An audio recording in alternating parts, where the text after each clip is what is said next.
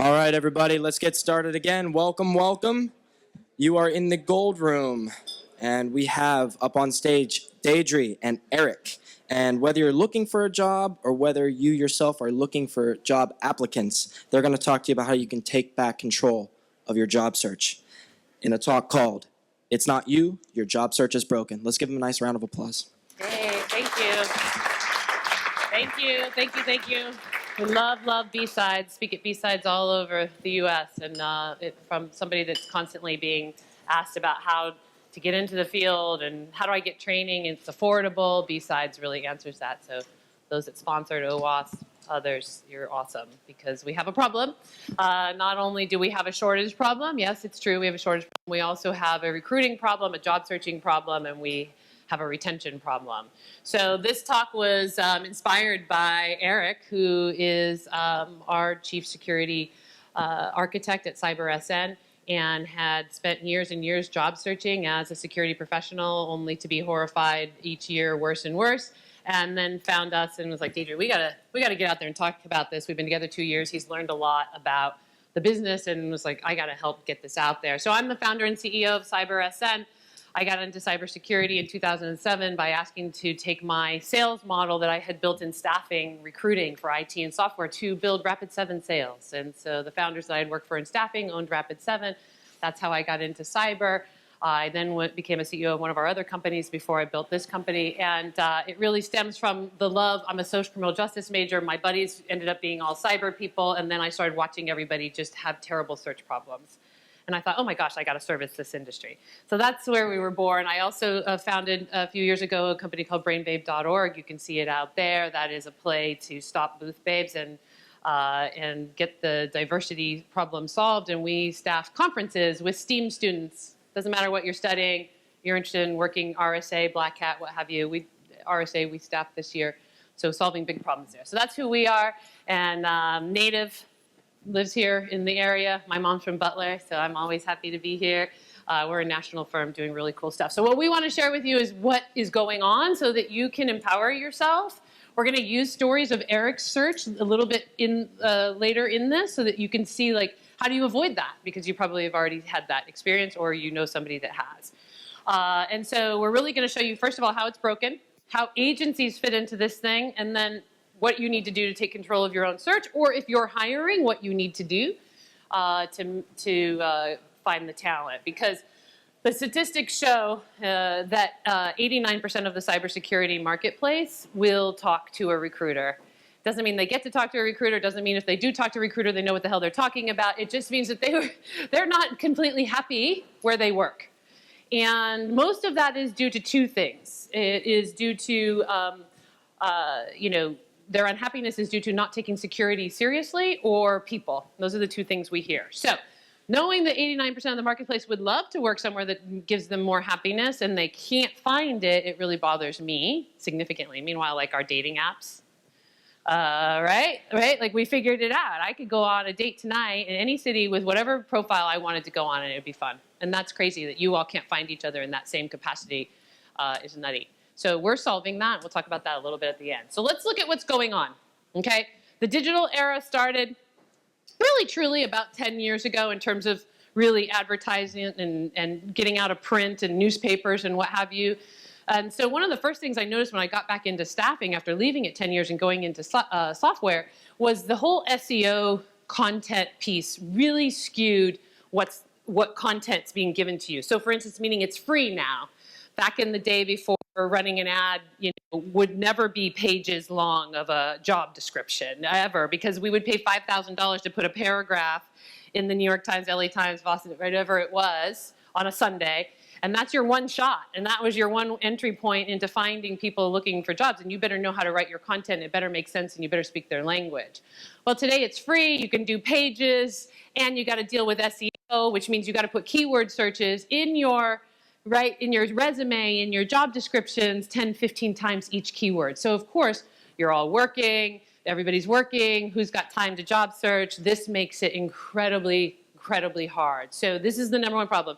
I'm sure all of you now at this point, those of you that are a little bit seasoned, have experienced that you can read an ad and you know whether or not they know what they're doing. in their security practice, right? Or if they're just cutting and pasting somebody's ad, which is typically what most people are doing. So this is a major problem. It's the #1 thing we do when we come in to service a client is sit down and really understand what are the tasks, what are the projects, what percentage of their time are they working on that. And so this is a big, big piece why the marketplace is so messed up. Everybody's just working on keywords. And if you're in cyber, it's not like software and IT. This is not a business of technology. It's a business of safety and security. And yes, there's some tech involved, lots of tech, don't get me wrong, but it's not about being a technology. And so there's 35 job categories, 150 different titles, adding to it every day, 7 different profiles of a security engineer. That doesn't happen in IT, right? So this is very, very complicated. And when you just start, words matter. And we've given words to not matter now.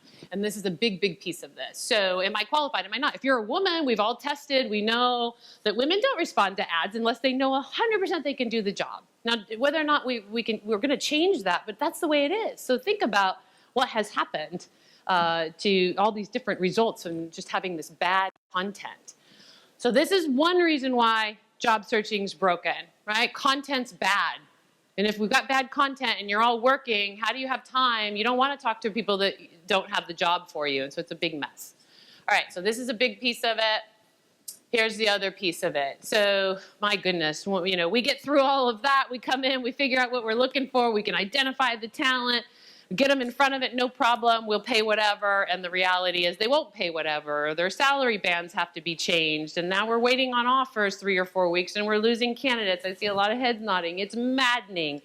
So this is a big piece of why job searching is so broken right now is that people don't have correct salary data or they want to put cyber people in IT categories, which as of this last year, the salaries have raised 25% over IT. It used to be 15, it's now 25%. So trying to do that doesn't work. And so we get, even when they find people, they're not able to onboard them because of these salary challenges and getting signatures. And so this is a bit of a mess. And we'll talk about this at the end in terms of how do you talk, if you're looking for a job, how do you talk about money? What did the Equal Pay Act do to job searching, which has already been institutionalized in Pennsylvania? So what is that all about? We'll talk about that at the end, but that's a big piece.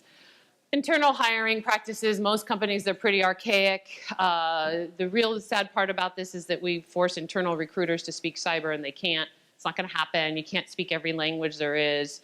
You can't, it's just not possible. I had to build products for my staffing specialists to interview from and take job orders from. So there's just no way you can put that burden, but we do. The other problem I see here, which is pretty mind-blowing, is that there aren't staffing agency budgets that HR is willing to give to cyber, but they give it to IT and software all day long. It's super duper strange. I'm still seeking to figure this one out. So in the meantime, I've been telling everybody, put it in your own budgets. Put your staffing budget in your own budget. Don't rely on HR. There's no way you can staff your teams without a specialized staffing partner. It's just not going to happen. Most cyber professionals aren't on LinkedIn, and even if they are, they're just not interested in talking to everybody who doesn't speak cyber. So it's really hard. And then on top of that, just internal practices of like giving tests and all these things that just get in your way that make no sense. So it's pretty bleak.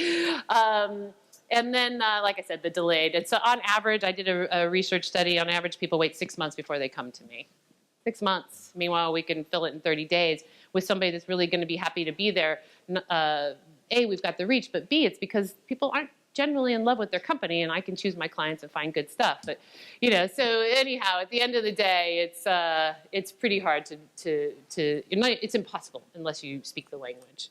All right, so I'm going to transition over to Erik in a minute here with this purple unicorn. I mean, how many of us have heard in the cyberspace, like, oh, I'm a unicorn or I want a unicorn, right? Like, that's like the common thing, a purple unicorn, where, I'm looking for a purple unicorn. And for a long time, I used to think, oh, that's so cute, like meaning that we all think of ourselves as rare and we are rare. And then I realized, well, what that means is people are doing 3 jobs. And guess what? Purple unicorns don't want to be purple unicorns anymore. I started doing, the purple unicorns are like, hey, can I get some help over here? And can we hire people? And so now I'm like, hey, telling everybody, stop thinking it's a good thing that you want a purple unicorn, because purple unicorns don't want to be purple unicorns. They don't want to do 3 jobs. And they want teammates. So, but this is a syndrome that we see that people, because the budgets are so under budgeted, cyber has come hot and fast to CEOs, and the cost has come hot and fast, and it's hard to get that money, and so they've made it such that people are doing 3 jobs, and it's a disaster, actually. So I say, let's not make this so cute anymore, and let's recognize what we're saying when we feel good about being purple unicorns. You don't want to be pigeonholed into 3 jobs forever. So on that note, I'm going to pass over to another purple unicorn to share his experience and what happened to him when he was job searching, and then I'm going to tell you all how to avoid that. It's very common stuff. Yeah. Prior to joining CyberSN, I worked as a security architect at a defense contractor in mid-Johnstown, Pennsylvania. And I went through the whole gamut of growing my career. So attending SANS classes and getting GX certifications, getting a CSSP, learning, continuing to evolve, continuing to keep up with technology. And so great company, learned a lot, love that place. Things change and careers want to evolve, so I started looking. And I thought, oh, great, cyber is a hot industry. With all my certifications, my experience, it's gonna be a no-brainer, right? Created a resume, launched it, started getting calls from recruiters. Every time, hey, what do you do? What are you looking for? Same pitch, same spiel. Never once did I get the feeling that the recruiter completely understood what I was saying. So I was trying to explain to them, what is packet capture? What is an IDS? How do you manage a firewall? And through the process, I was like, man, this is frustrating, right? So what I did is I reluctantly went on some job interviews that I was interested in, but wanted to see more. And interesting things happened. I'm going to share a few stories with you of what happened. One of the companies is a major industry in this town. Went through, did the phone screen, everything was cool, salary was right, went in, great interview, aced it, right? Didn't get a job offer. Called up and said, hey, is anything coming in the pipeline? And they're like, no, sorry, we're looking for another candidate. I'm like, oh, cool. Like, you found somebody more qualified? Like, what happened? Can you give me some feedback so I can redefine my job search? Their answer was astonishing. It was, you're the most technical qualified candidate that came through. Certifications, skills, everything. You weren't a cultural fit. I'm like, whoa, did I say something wrong? Like, what happened? Like, you wore a suit to the interview. What? You wore a suit to the interview. I'm like, what was I supposed to wear? Well, we're a more relaxed culture. So you're coming from a defense contract and you wore a suit. We're more of a t-shirt and jeans type place, so we're going to pass on you. Okay. The other interesting interview I went on, a recruiter called me and said, I see you have a lot of different firewalls on your background. Do you happen to know Palo Alto? I'm like, sure, I use it in small cases, but I don't know anything big time. None of the layer 7 application layer stuff. But I can work my way through it, a little bit of training, I can figure it out, right? Okay, cool. So submits my resume. They'll go inside the interview. About an hour into it, the one individual who's on the firewall team started asking me all these Palo Alto questions. I'm like, dude, cool. I was a checkpoint guy, an IP tables guy, a Juniper guy. I wasn't really a Palo Alto guy. I did a little bit. He's like, well, why'd you list in your resume? I'm like, I didn't, because I know my resume inside and out. He's like, well, it's right here. And he hands me a resume, and I see that, and I start seeing all this other content on this resume. I'm like, dude, it's not my resume. He's like, well, yeah, it is, because here it is. And I am floored. Like, my face is red. I'm like, this isn't my resume. And the interview just went silent. I'm like, guys, like, too many things are off. Thank you, but no thank you, and just abandoned it. Immediately got on the phone and called my recruiter. He's like, yeah, you mentioned it, so I doctored up your resume. Well, wouldn't you tell me this? And they're like, no, this is how we get you in a door. So at this point in time, I'm just over it, right? I go to RSA, and I sat down next to Deidre, and I just wanted a drink, wanted a cocktail, and she sits down next to me, and I'm like, oh, hey, what are you doing? She's like, I'm a recruiter. I'm like, and she's like, why? And I start explaining this, right? And granted, a few drinks in. And so we developed this relationship from my misery. And from there, she tells me it's not always like that.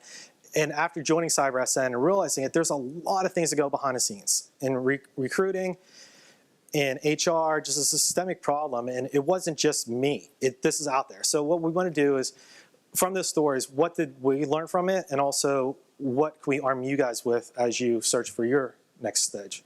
So based upon my Yeah, experiences, totally.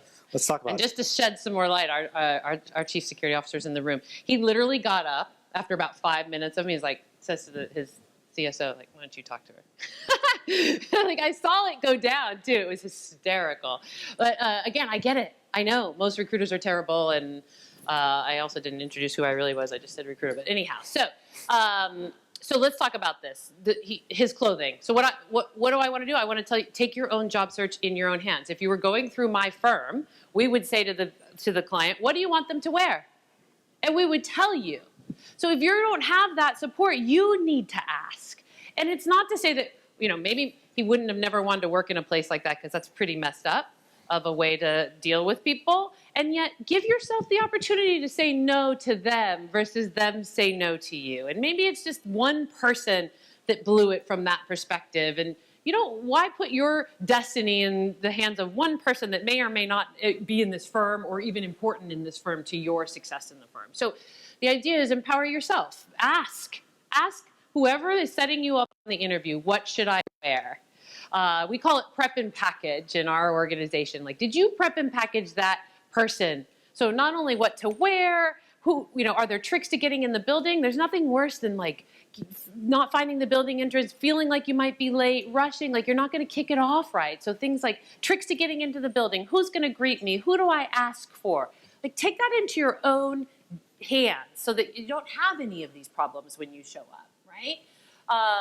The resume piece we'll talk about in a minute when we talk about how to manage your recruiters, if you're working with recruiters, and the agreements that you make up front. We'll talk about them in a minute. So ask all the prep questions. Who am I meeting for? Get their first and last name. Look them up on LinkedIn. Ask questions about them. Any particular style that they interview with? Do they give tests?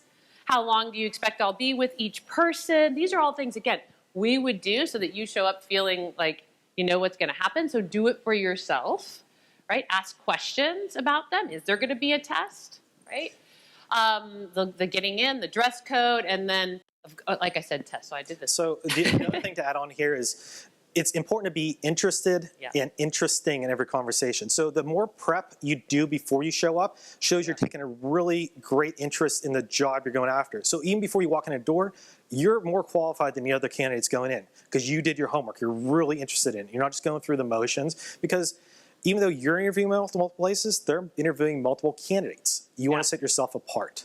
Yeah, and I didn't see that, but a lot of video interviews test it. Can't tell you how many times that goes awry, and then people are nervous and sweating, and it just takes away from it being great. The whole being interested thing is like, again, you decide if you want to work at the company. Don't let them decide. So if you come with your game every time, even if you're not sure you want the job, you'll have a chance to see if you want the job, because you'll stay in the game of the interviewing process. You'll get to the end, and if you don't, you don't. But at least give yourself the chance. So being prepared, being interested, asking good questions, all gets you in the position to make that final decision of, do you want to work there? There is no question that people are looking for you all, even though it doesn't feel that way. It's really about weeding through the noise. Okay, so your recruiters. So I'm going to tell you in a minute about the recruiting. You want to do that first? Yeah, let's go back and talk about how staffing industry works. Let's do that. Okay. It's going to freak you out, but let's just do it. A lot of it freaked me out the second time around when I learned some stuff. Like, most staffing agencies don't share candidates. Never knew that. My 13 years in staffing, we were a group. We'd share across continents. It didn't matter. But in most staffing agencies, I learned that if I bring you in and I'm the recruiter that brings you in, you don't get to see other jobs that my fellow recruiters have. That's mind-blowing to me. So now what happens in your life is dictated because of my commission check. Are you serious? Like freaky deaky, as I call it. So, which is one of the reasons why I'm building a platform to transform job searching. It is ridiculous. It's almost like it's human capital beyond human capital. It's ownership of humans. It's disgusting. So when you go work with an agency, you ask them, do you share candidates? And if they don't, do not participate.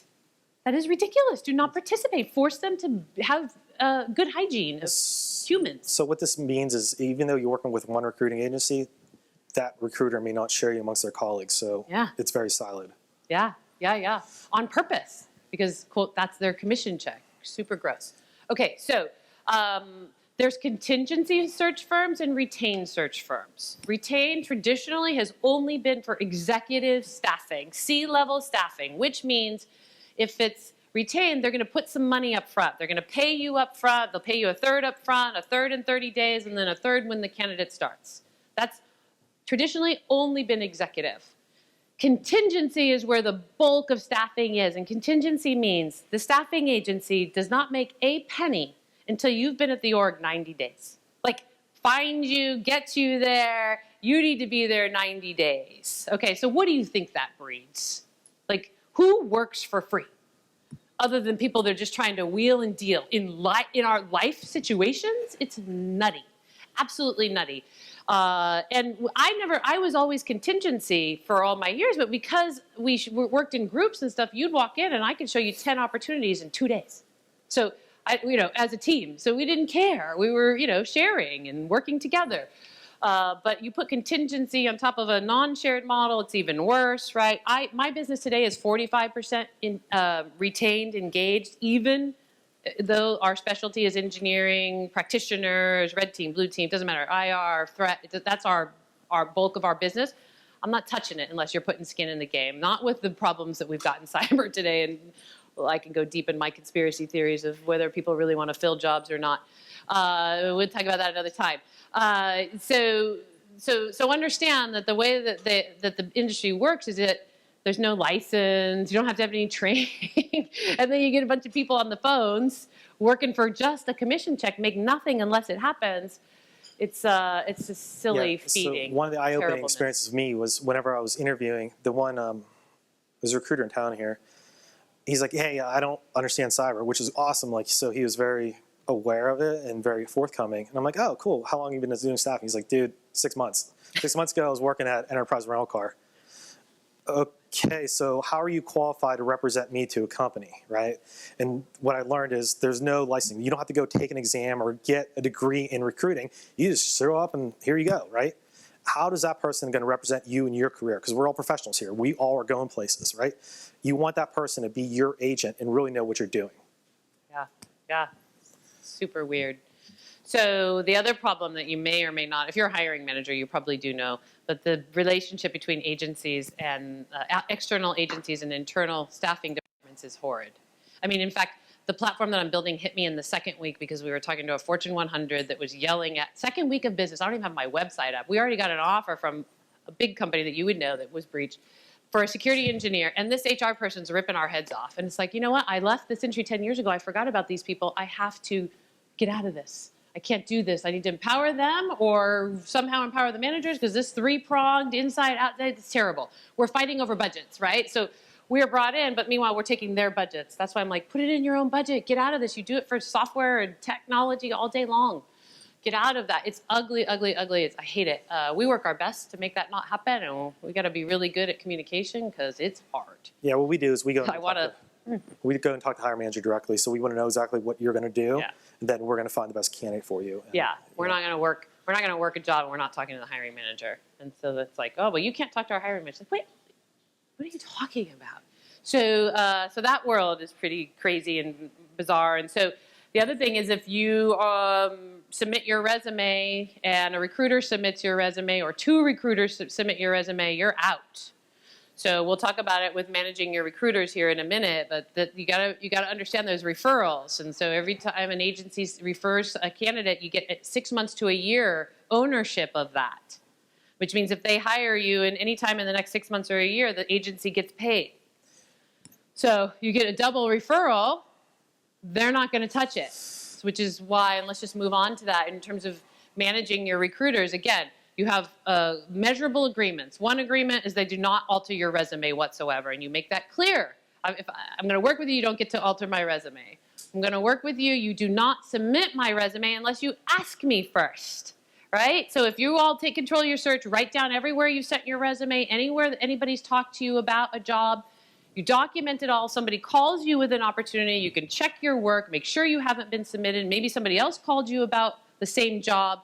You want to be clear on who's done what and figure it out. You do not want a double referral. So in my firm, if anybody ever sent out somebody's resume without confirming with that person, it would be grounds for termination. That is terrible. Again, we will not be causing problems. We need to be solving problems. So, however, a lot of agencies use resumes to, quote, open doors, to try and get in the account, right? Got your resume, you're a hot cyber person, let me try and get in here.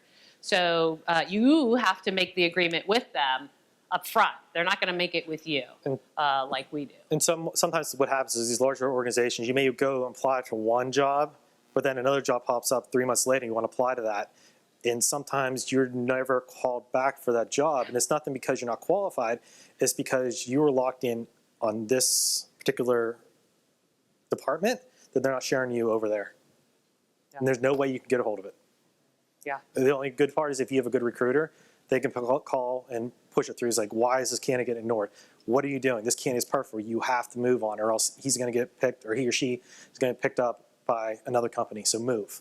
Yeah. I mean, your recruiter ought to be your advocate, your agent. I honestly don't know how people get hired without us. It's fascinating. I'm starting a live green room situation where I get to share stories because I'm listening constantly. I love understanding what's going on. And it's pretty mind-blowing, the types of things that we have to do. Yeah, and let's talk about why recruit is good. Yeah. So this is a trip, right? So my entire career I was trained in, and how everybody used to handle money is what are you making today? Like that's what everybody started with. What are you making today?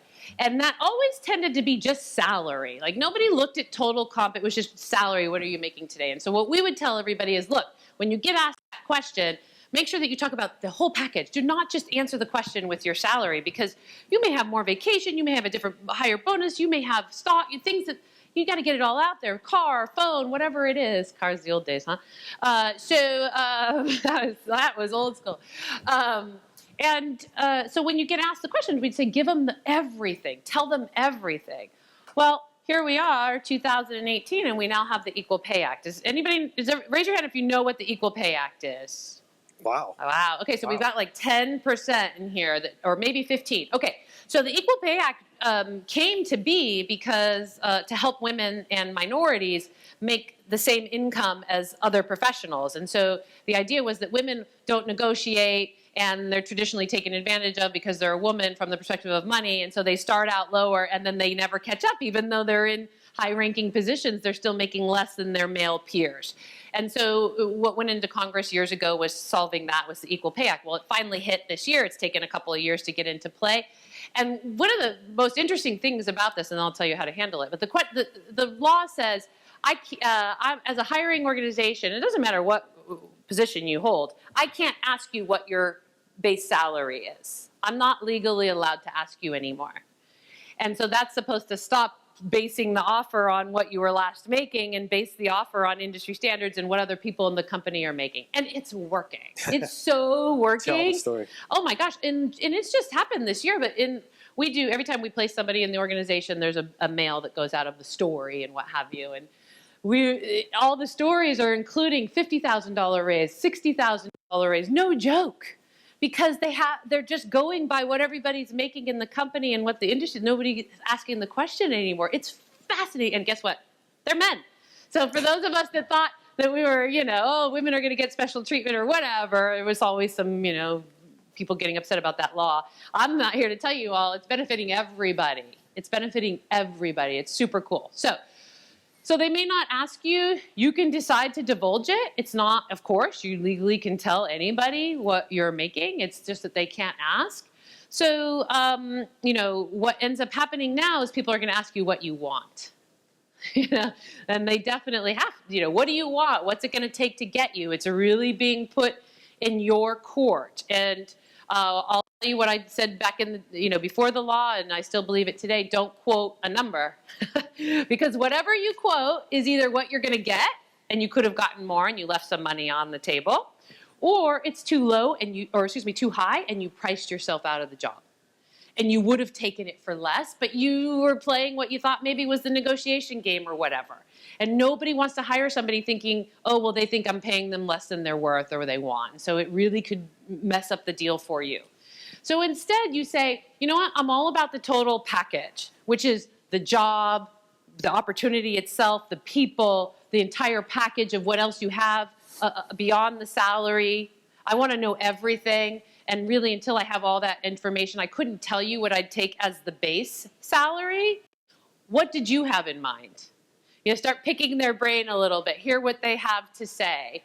And then, again, stick with the, I don't know until I hear everything that you have to offer. And really, that means finishing even the interviewing process. Because truthfully, nobody comes to my agency because of money.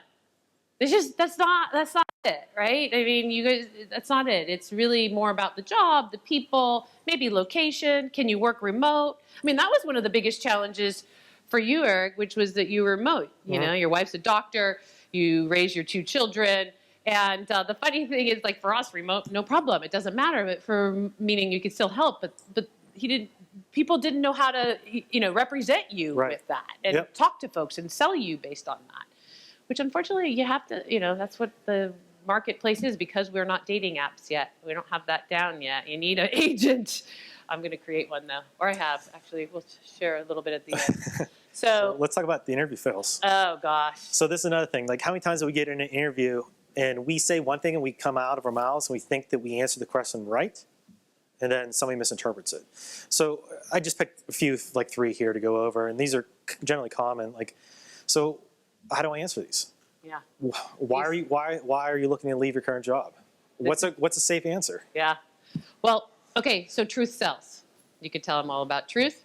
Go with truth. However, words matter, and you can say one word that it gets a reaction, and say another word and it gets a different reaction, and it's the same context. So you must think, that you must practice, you must understand. Without knowing your truth, I can't necessarily give you the answer. However, truth sells. Now, I don't like my boss. It's probably one of the most common things. Nobody wants to hear that. That's not the answer that they want to hear. So what do if it's you don't like the people, you don't like your boss, and you still want to speak truth? Well, go through your list. So what I tell people all the time is, first make a list. What are all the things? Is it really just the boss? Is there like career aspiration stuff that's missing? Is there maybe the commute is really long? Maybe there's other things that it's all truth, and maybe the job, the boss one is number one, but who cares? If the career path one is there, use that, because people get a little weirded out, even though we all should be able to relate to that. So it really is about, like, first put all your reasons down on a piece of paper. Figure out which ones will be less challenging for people to get, and then talk to someone, practice it, really have it down, because this is the number one thing people are looking for. They want to hire on passion. They want to hire like that you're going to be happy here. You're going to be passionate about what we're doing. And so, I tend to think that the best way is to focus on the role and the responsibilities and tackle it that way. It's a tricky thing. For sure. And what ends up happening is whenever you have these interviews that are multiple people, like we've been on them where you go through rounds of 3 to 5 people, a few of them want to see what's good in you, what can you bring. Those are the really experienced interviewers. But there's a few people that go on the committee that just want to find something wrong with you. Give me a reason why I can't hire you. And those are where these landmines, you really have to be cognizant of, because you can ace interview with those other people, and that one person finds something wrong and just it's like, hey, let's interview more people, let's go on. And pretty soon you're kicked to the curb and everybody forgets about you. It's super true. We're all because we're not trained on hiring, naturally we're looking for reasons not to hire, even though your brain may not tell you that. I can tell you that in that every time we have somebody interviews in all my years of recruiting, like the first things out of their mouth when you say, how did it go, is always the bad. Yeah. And then even when they end up hiring that person, they still start with the bad or the things that they thought weren't there, because they're just looking for that. The majority of what we do is coaching, is really getting back on the phone with the hiring manager. Well, what did they do good? Yeah. Come on, this is what you can do. Like, the thing you're thinking about is so minor and so, like, you're overanalyzing it. Yeah, tons and tons of coaching, because then, like you said, there's a committee and people, new managers, and do I fight for this person because I like them, but somebody else in the company said no to them, and Even though it reports to me, should I take that on? Should I challenge that person? Oh my goodness. And so imagine if you don't have an agent sticking up for you to find out, well, what happened? And what was asked? And well, why did they ask them that question? That question has nothing to do with this job. And defending, that's why I'm like, Right. how does it even happen without us? You know, it's pretty interesting. Wait, we didn't do the weaknesses ones. Oh, sorry. Yeah. Or two more, actually. So the other common thing is, what are your weaknesses? Has anybody been asked that question sitting here? Lots of hands. It's the worst, right? Again, be ready for it. What's your answer? How much, you know, can't come from truth without saying you don't know how to document. You know, and then whatever you find coming out of your mouth when you're preparing, when you're writing down things, fix that. Make your weaknesses your strengths. You know, we only have weaknesses when we don't know there are weaknesses, typically in my world. That being said, it is true that people will ask this question and want something significant. So what is that going to be for you? You know, for me, I'd be like, I drive by. You know, I drive by every executive in my company and I just sit down and let's go, you know, and some of them love it and some of them are like, oh my God. I mean, you know, they're pulling their hair out, they're pinching themselves under the desk. It's super uncomfortable for them. And that's a weakness. I need to pay more attention to that. I don't want them uncomfortable, but I do love to just drive by and let's do this. So that's what I'd say if somebody asked me. So you got to think about it and prepare for it. And then where do you see yourself in 3 years? This is the fun classic one, right? and also difficult to answer. And so think about it. So the good news is that in your profession in cybersecurity, you know where you want to go. And so what I tell people is don't be afraid. Put it out there. You know, you might be an analyst today and you want to be a chief information security officer. Great. Say it. Don't hide it. Anybody that doesn't like you because of that, you don't want to work there. Anybody that doesn't like the path that you've decided to choose and that holds that against you, great. You've eliminated them. Right. Instead of waiting till the end to be told they don't like you when you don't even want to work for them and then your psyche gets damaged, like, no, be yourself.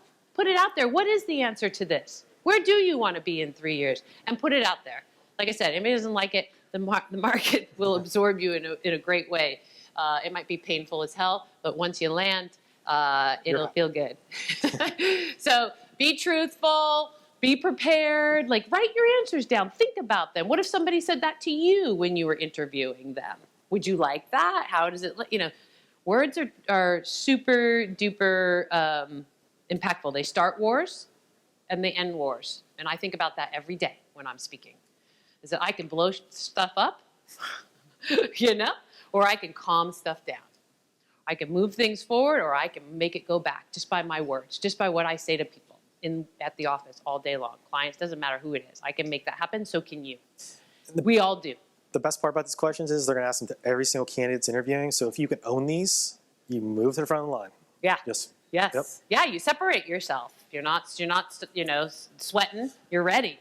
You're putting it, again, I just want you to keep thinking about you decide whether they hire you. Not they decide. You're taking control. You're showing up ready. You've got information. You're interested. You're interesting. Now it's all in your seat. You know, you get to make decisions. Let's talk about how we find the jobs. Oh my God. Okay. So, You go. I'm going to drink. So I'm drive-by-ing. You all know how my executives feel now. yeah. How do we find these jobs? These jobs, we keep hearing that there's so many cyber jobs, and there truly are. In the media industry, there were so many vacancies there. But how do you find them? We got so many different job boards. You got Indeed, you got Monster, you got all kind of different places to look, but not everybody posts to each job board because they each cost different fees, right? And a lot of companies think like, hey, we're such a popular brand, they're going to come to our website, our career page, and find it. And the reality is they're not. You're not. And then you're going to get there and you're going to read the job description. And somebody wrote it from the beginning of our talk. We said is they're vague. They're going to copy and paste, and it's not going to be the job. You're going to blow by it, and you're going to get bored and move on. So, unfortunately, you got to market yourself. And so LinkedIn is there. And I know that as cyber professionals, 10 minutes. As cyber professionals, we are cognizant of what we put on social media for operational security. You're not going to get found unless you're not on LinkedIn. Yeah, it's your choice. Truth. It's a choice. It's definitely a choice. We're all about privacy, and that doesn't give it to you. That being said, that is the #1 place people go. And the interesting piece about it is that they're going to message the hell out of you, and you've got to decide whether you're going to talk to them, right? So there's nothing covert about it. You're really, not able to figure out who they are very easily. So here's the deal. There are more technical recruiters than there are technologists, which by implication says there's more recruiters than there are of you all because people lump it under there. Is that not the craziest thing you've ever heard? So that means these boards are made for agencies. They're made for us, okay? They're not made for you by any means. All their money comes from us. I pay LinkedIn a hell of a lot more money than you'll ever have to pay them to have the same access, like $3,500 a month a year per recruiter, where you pay 60 or so for the same access. Okay, so that's where they make their money, and then posting the ads and LinkedIn is the most expensive, $1,500 or so. But they're made for agencies. They're not made for you. So it doesn't mean you shouldn't, go after them, look at them, apply to that. I'm just saying that it's a lot of work, and if you truly are committed, you're going to have to work the boards if you don't have an agent. And the events. Like, that's one of the great things about B-Sides and all the events we do. This is a place to market and meet people. I know that there's entry-level people in this room, and I tell them all, you've got it the worst. Because cyber yet hasn't figured out succession plans, and so therefore we can't absorb juniors, and so we're not absorbing juniors necessarily. Easily. It takes a lot of time to find. So you all need to pound the pavement at these events. These bracelets are nice. I also tell people, make a t-shirt. Put on the back of it, I'm looking for a job. No joke, put one on the front. We are in a crisis of content overload. Somebody will stop and tap on your shoulder and say, hey, what are you doing? Yeah, these are great, but man, imagine if that's why I wear this shirt all the time. Like, whatever, I'm shameless. I don't care. I put my own money. We're doing a great service. I'm going to wear this thing. So you all got to think the same way. It's broken. Get it out. Get yourself out there. So these events are massively, massively important. And just be willing to talk to people and tell everybody you're looking for a job. Very, very soon, we will have a covert job platform for you all. It's not too far away. We use a lot of the technology ourselves today. We will release this. It will compete with job boards because, today that's the only place to go. But it'll be for you, not for agencies. Yep. And it'll change the game. Yeah, when it comes out, it will change. It's one of the reasons why I have the cyber team that I have. Yeah, we're building a platform for this, so you can market yourselves without getting harassed, without...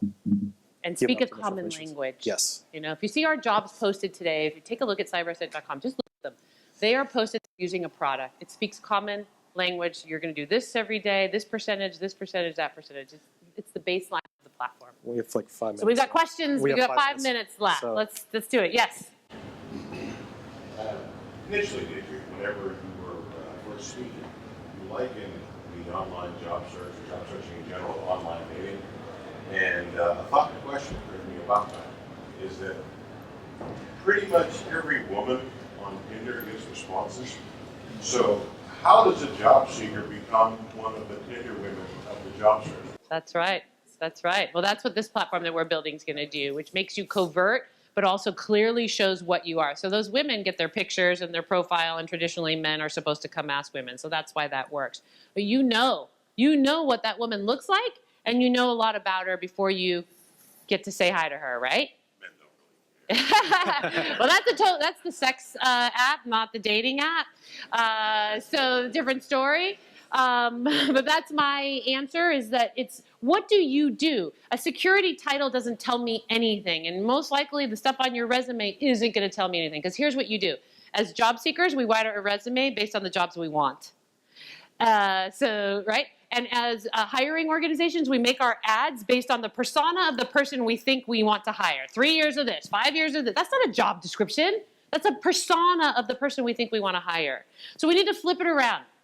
And we all need to say, this is what I do. For the last year, I've done 10% this, 30% this, 20, right? And the year before I did this. And so that people can understand who you are. Are you that pretty lady that's pretty to me, right? We're all beautiful to each other in different ways, or not. And so that's my answer to you. And there's some analytics behind it, maybe, too. So earlier on you mentioned about compensation and salary. Now, for example, so you can go today and look at Glassdoor salary, you can get for whatever role, it gives you a salary. It's really out of whack Yeah, I in do, terms of yeah. where reality. Sorry, I didn't- Those are where companies Yeah. are looking. So when you negotiate, you're finding yourself, this is what they want to offer you, and this is what you know that you're probably worth. And yes, you probably, it's subjective what you're worth. But you're on the higher end, that never matches up. So Yeah. what's happening, what's going to happen next? Yeah. Let's restate the question Yeah, for so- the mic. For who? The microphone. Let's restate the question. Oh. So the question is about salary calculator. How do you know what you're worth or what the industry's paying? Is what the Yeah. question is.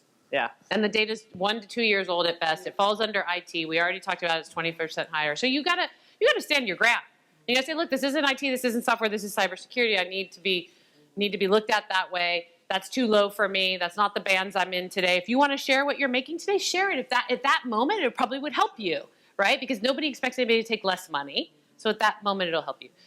I'm 2 months away from releasing a real-time salary guide, like real-time. Everybody that's in our system, anybody who wants to participate around the world, put your base salary covertly in here. Let's empower HR. It's a big problem for me and my clients. On my hiring managers and us, we're working so hard, and then we go to HR, and they've already been told, yeah, you can hire over the budget. But then they go to hire, and now they need 3 weeks of signatures. So now I've learned, too, like, oh, my gosh, I'm not starting that job until those bands are so it's a nightmare. And HR is using really old data. So you just got to stand your ground. I'll have something for you all soon that will empower everybody. Yeah, shameless plug, just stand your ground.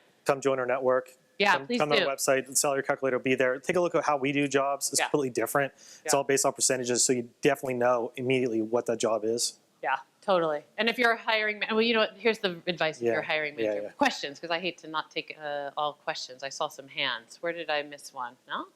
Any more? We're good? You guys are all professional job interviewers now. So hopefully we'll have a career track here next year. We've been talking to B-Sides about it. There's a lot of more content we can give you. Happy to help out at any time. I wish I could stay. I've been here for 4 days, but I've got to jump on a 5:30 flight, which is not usually I'm stay for hours and talk. So anybody that wants to chat with me, my stuff, I'm very social all over LinkedIn. Just send me a Yeah, I'll send be me out a in the note. hallway, so just hit me up. And we have a table, a Brain Babe table over there. Lance is there. He's our Pittsburgh managing director of staffing. So he's here. If you want to talk to him, please do. I hope this was helpful. Yes? Oh, Yeah? Yes. What's The that? contact slide. Oh, No. we didn't have one. We forgot. But cybersn.com, and we're all on it. Yeah. Yeah, we're all there. Thank you, everybody. It was Thank you. lovely to be at B-Sides. I love B-Sides so much. Aw.